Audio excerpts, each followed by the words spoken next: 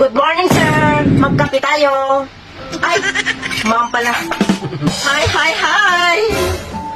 Alam niyo mga kabilas, magbibigay lamang tayo dito komento sa nabaviral ngayon na isang bakla na tinawag siya ng waiter ng sir, kaya nagalit siya mga kabilas at pinatayo niya ito ng 2 oras. Ano nga bang pinag-usapan nila? May meeting ba kayo, sir? Okay, fine. Ilagay natin mga kabilas na ang waiter ay nagkamali din sa pagtawag sa kanya o sa pagkakilala sa kanya mga kabilas. Hindi ibig sabihin na kapag tinawag siya ng sir ay iniinsulto na sila dahil sila ay LGBTQ mga kabilas. Siguro, hindi lang talaga masyadong naaninag ng mga mata ni waiter na siya pala ay babae. Feeling niya, babae siya. Ito kasi minsan ang mahirap, ano?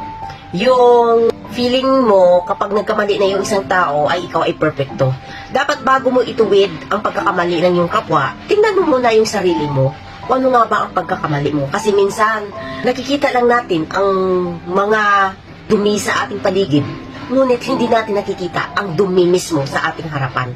Paano ka naman hindi tatawagin, sir, kung ang mukha mo ay barako? Kaping barako ba? Palagay natin mga kabilas na may mali nga talaga ang waiter.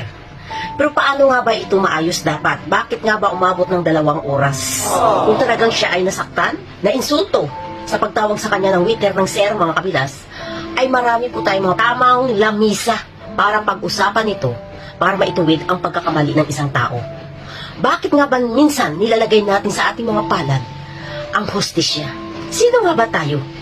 Kaya tayo nagkaroon ng batas sa lipunan para mayroon tayong malapitan kapag tayo ay mayroong mga reklamo sa ating buhay. Pero bakit mostly nilalagay natin sa ating mga kamay ang hustisya?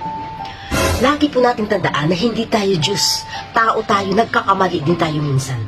Kung mayroon tayong pagkakamali, kaya po natin ito ituwid sa tamang proper forum. Kaso si ma'am, nagpairal sa kanya ang kanyang kayamanan, ang kanyang kayabangan. Feeling niya kasi, babae siya, at nainsulto siya sa pagtawag sa kanya na sir mga kabilas. Kung ano man ang rason ng kanyang pagpapatayo sa isang waiter sa kanyang harapan para lecturean ko no, para maituwid ang pagkakamali nito, dapat inuna mo muna tuwirin ang sarili mo. Unang-una, nung nagsalita ka, lalaki na, ang laki ng boses mo, sir, ay ma'am pala. Pangalawa, sa katawan pa lang, dapat 36, 24, 36 ka, ma'am, sir. Pangatlo, dapat ang buhok mo hanggang baywang. Mahaba ito. Nasa ganon, hindi ka mainsulto sa pagtawag sa iyo ng sir. Di ba, ma'am? Kaso, tinaas mo ang sarili mo sa kayamanan mo, sa pera mo. Porket maliit lang na tao lamang ito, isang hamak na waiter lamang ito. Kayang-kaya niyo po tratuhin at apak-apakan ito. Dahil kapag ang tumawag sa iyo, sir, ay isang milyonaryo, bilyonaryo, o kilala sa lipunan, malamang nakangiti ka pa na harap sa kanya at sabihin mo, ay ma'am po ako. Diba?